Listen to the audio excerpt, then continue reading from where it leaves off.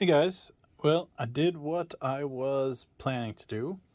Mostly, um, I managed to solder. Oh, is that touching?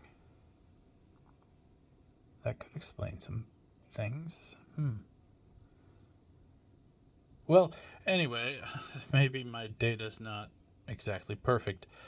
I'm probably gonna need to find some thinner wires, maybe even some shorter wires, thinner, shorter wires, and use a hot air gun um, to reflow the attachment to those little components because I don't have the dexterity for. Yeah, that looks like those might be touching. Well, even though they're touching, observe.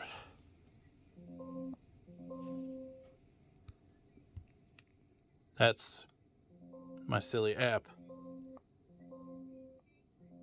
telling me that it's responding to touch. So I guess I have to take this data I got with a grain of possible shorting. I didn't get the clock signal I was expecting to get, so I don't think I'm going to be able to interpret any of this. But what is interesting is this is the capture when I got it working. Of course, I don't remember exactly at which point. So this top one here is, I believe, the red wire. Nope, the top one is the white wire.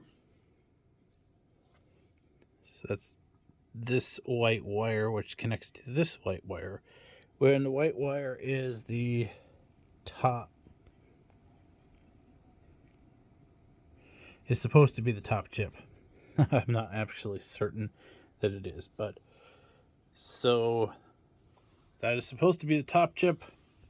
Then D1, which is the second one, would theoretically be the red wire, which is the second chip. And the bottom chip, my solder did apparently work. I use the word chip. I think these are capacitors, but anyway, I'm tired. What?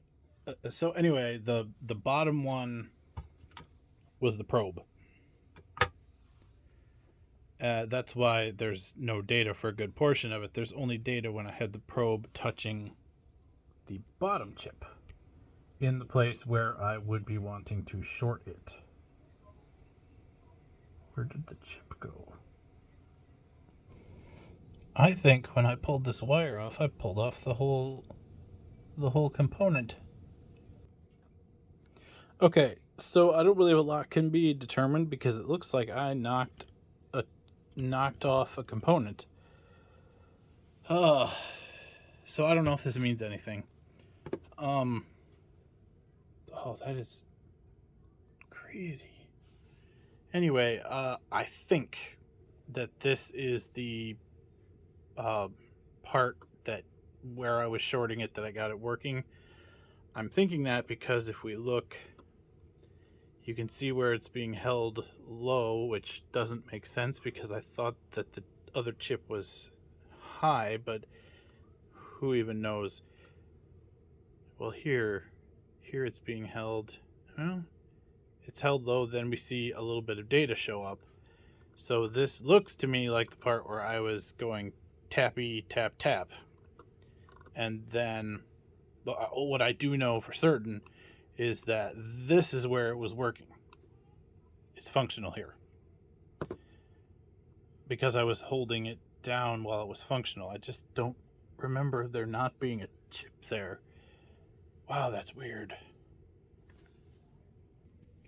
So it turns out I did knock the chip loose. Not the chip, the component loose. It's still there, but it is not soldered down anymore. Despite being loose, I managed to get it running, but that would explain why I wasn't getting the data off of it I expected. I think I popped. You can't really see it that well, but I'm gonna have to come back with some high precision tweezers. This component right here, see, it's loose, like a tooth, and yet it was working. So apparently it's not completely necessary for it to operate. It could be only part of the screen was working. I don't know, but that's crazy. Yeah, I'm gonna definitely redo my. I need to get some much thinner wires. Well, one thing I did want to point out I thought was kind of interesting. I was trying to find if there was any place that just had a sort of a database of shapes of signals, and I didn't find anything. But what I did find is this is the company that makes the brand name that this is a knockoff of, and look at this. A tiny wire attached to one of these little clippy things. Look at. I came up with this all by myself. I had never seen that before.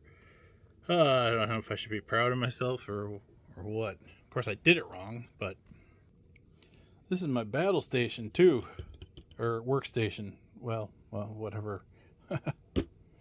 I don't think I want to mess with this anymore this evening.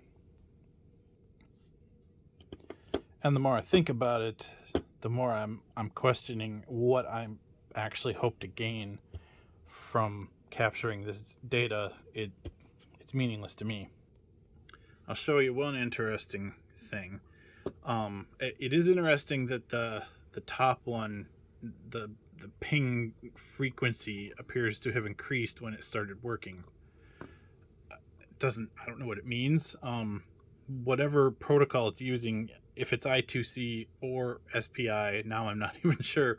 It's a bidirectional protocol, so it has some means of determining who's talking in which direction. Anyway, let's just get in here and look at this interesting thing. This is the thing I wanted to see if this looks familiar. This little, I call it a preamble, this pause, and then a big old chunk. But the thing is, the big old chunk is uniform. The one is the opposite of the other. That's not uncommon.